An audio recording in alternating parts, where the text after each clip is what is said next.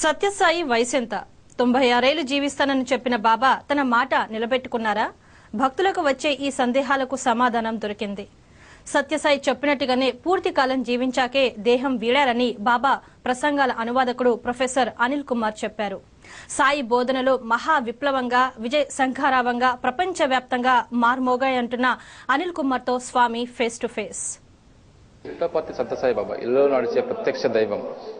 తన ఆధ్యాత్మిక మానవీయ ప్రవచనాలతో ప్రపంచవ్యాప్తంగా కోట్లాది మంది గుండెల్లో కొలువైన దేవుడు. ఆయన ప్రసంగాలను వివిధ భాషా వ్యక్తులకు అనువాదించడం కోసం ప్రొఫెసర్ అనిల్ కుమార్ గారు కొన్ని దశాబ్దాల కాలంగా వారి ప్రసంగాలను అనువాదం చేస్తారు. వారితో మనం ఉన్నాము, వారిని అడిగి మరింత తెలుసుకుందాం. సార్ చెప్పండి సార్, బాబాతో మీకు అనుబంధం ఏమిటి? బాబా ప్రసంగాలు ఎంతకాలంగా మీరు అనువదిస్తున్నారు? స్వామి ప్రసంగాలు యొక్క అనువాదము గత 22 సంవత్సరాల నుంచి చేస్తున్నాను. స్వామి సందేశ ప్రచారము 40 సంవత్సరాలు గడిచినవి. సందేశ ప్రచారము అత్యంత ప్రీతిపాత్రమైంది నాకు. ఈ మాత్రం ఉత్సాహంగా ఉన్నానంటే, ఈ మాత్రం ఆరోగ్యంగా ఉన్నానంటే, ఈ మాత్రం ఆనందంగా ఉన్నానంటే స్వామి సందేశ ప్రచారమే కారణమని నా ప్రగాఢ విశ్వాసం. మరో విషయం చెప్పండి సార్, స్వామివారిలో 96 సంవత్సరాలు సంపూర్ణ భౌతిక జీవితం కలుగుతామని చెప్పన్నారు. స్వామివారి ఇప్పుడు మహానిష్క్రమణ చెంది నిర్యాణం పొందారు. అంటే 95 సంవత్సరాలు పూర్తి కాలేదని చెప్పి మనం భావించవచ్చా? స్వామివారు మరోవైపు ఆ చాంద్రమానం ప్రకారం 96 సంవత్సరాలు పూర్తి అని చెప్పంటారు. దీన్ని మీరు దేన్ని ఏకీభవిస్తారు? చూడండి, చిన్న ఉదాహరణ చెప్తాను. స్వామి నేను వస్తానంటారు. కేరళ రండి, వస్తాను. చెన్నై రండి, వస్తాను.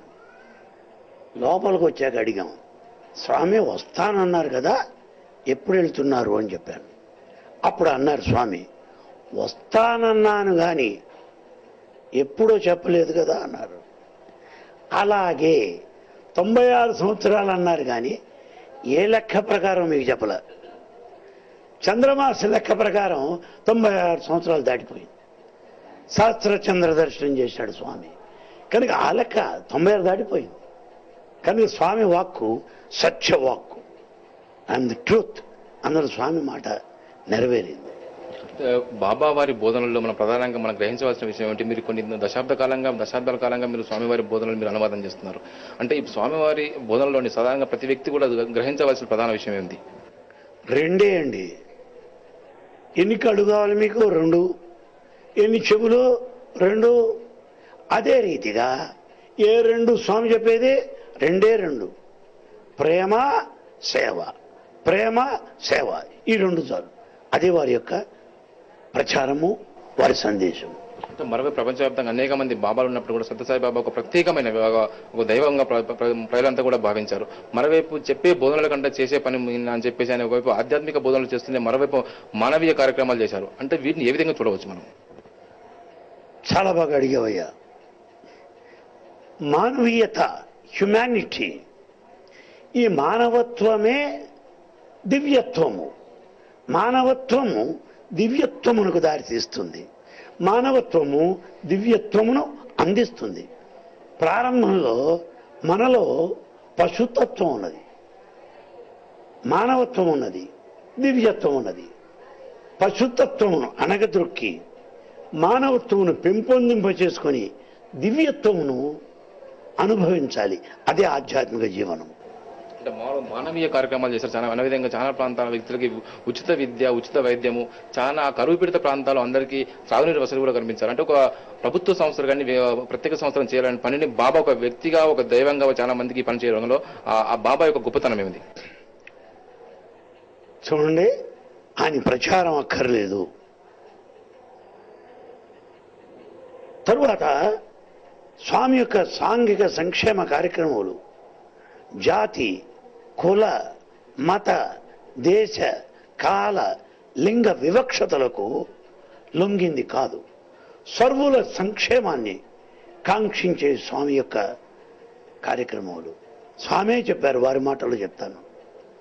మనసులోని భావంబు మంచిదైన కలిగి తీరును ఫలసిద్ధి కార్యమందు.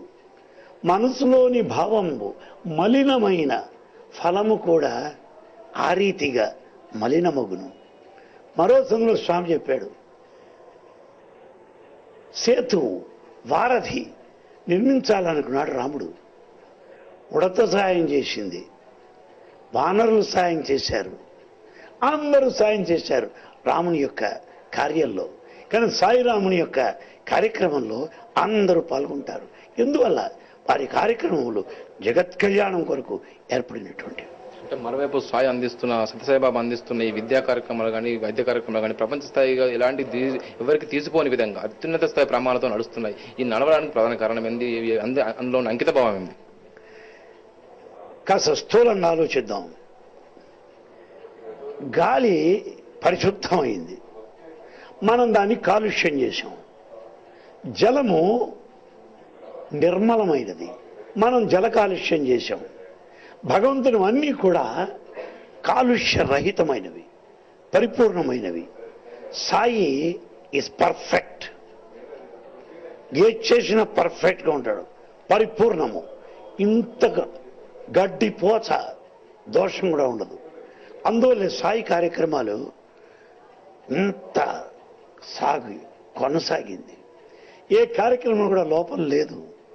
పర్ఫెక్షన్ కావాలంటారు ఆయన. కనుక స్వామి యొక్క కార్యక్రమాలు పర్ఫెక్ట్, సెల్ఫ్లెస్, యూనివర్సల్, అది గుర్తించాలి. మరోవైపు సాయిబాబా పెద్ద ఎత్తున ఈ కార్యక్రమాల కోసం కొన్ని ట్రస్టులు స్థాపించారు. భవిష్యత్తులో ఈ ట్రస్టులు ఏ విధంగా ఉండబోతున్నాయి, అవి ఏ విధంగా ఉంటే బాగుంటుంది అంటే మీరు ఇంతకాలం చూసిన దాని ప్రకారం భవిష్యత్తులో ఇవి ఏ విధంగా సాగుతాయని మీరు భావిస్తున్నారు? నేను అనుకుంటాను, ట్రస్ట్ని పాడు చేయడం మన తరం కాదు. ఆ ట్రస్ట్ వారిది, సత్యసాయి సెంట్రల్ ట్రస్ట్. దాన్ని కాపాడుకోవడం వారిది. మన చెడగొట్టడం మన తరం కాదు. స్వామి అనుకున్నది నెరవేర్చి తీరతాడంతే. ఎప్పుడైతే పనికి వస్తామో అంతకాలం ఉంటాం, పనికి రానప్పుడు అవతలికి వెళ్ళిపోతాం మనమే. సింపుల్ ఉదాహరణ, రామావతారంలో ఒక్కొక్క పాత్ర ప్రవేశించింది, అయిపోయాక వెళ్ళిపోయింది. అదే రీతిగా మనకు ఎంతకాలం ప్రాప్తమో అంతకాలం ఉంటాం, తర్వాత ఇంకొడుకు వస్తుంది, కానీ రామకార్యం నెరవేరుతుంది. అదే బాబా. ఇంకో విషయం చెప్పండి, మరోవైపు బాబా మళ్ళీ పుడతారని, ప్రేమసాయిగా పుడతారని చెప్పి బాబా తానే స్వయంగా చెప్పారు. అంటే ఆ కార్యక్రమం ఎప్పుడు జరగవచ్చు? అది భవిష్యత్తులో ఆ సాయి కార్యక్రమం ముందుకెళ్ళబోతుంది. స్వామి చెప్పారు గనుక మనం విశ్వసిస్తాం. ఎప్పుడు, తేదీ, సమయం నాకు తెలిసినంతలో వారు చెప్పినట్టు లేదు. వాళ్ళు చెప్పినా నాకు గుర్తు లేదు. కానీ మళ్ళీ వస్తారన్న ఆశ, మళ్ళీ వస్తారన్న కోరిక, జీవించాలి అన్న కాంక్ష, ప్రేమని పొందాలి అన్న వాంఛ, అందులో తప్పు లేదు. కానీ నేనంటాను, తర్వాత కార్యక్రమం ఏంటయ్యా, తర్వాత అవతారం ఏమిటి? ఇప్పుడే ఇక్కడే స్వామిని అనుభవించు, నామం చేయి, సేవ చేయి, ఆనందాన్ని అనుభవించు, వారి సన్నిధానాన్ని అనుభవించు. ఇంకా వచ్చే అవతారం ఏమిటి?